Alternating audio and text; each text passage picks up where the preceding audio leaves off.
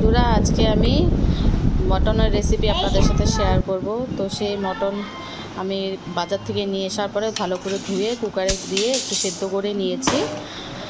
তারপরে পেঁয়াজ, রসুন, টমেটো, কাঁচা লঙ্কা, শুকনো লঙ্কা সব একসাথে কেটে, আলু কেটে সম্পূর্ণ একসাথে ধুয়ে রেখে দিয়েছি। এবার মশলা করে নেব। লঙ্কা, পেঁয়াজ, আদা, রসুন সব একসাথে পেস্ট করে নিয়ে জিরা বাটা দিয়েছি।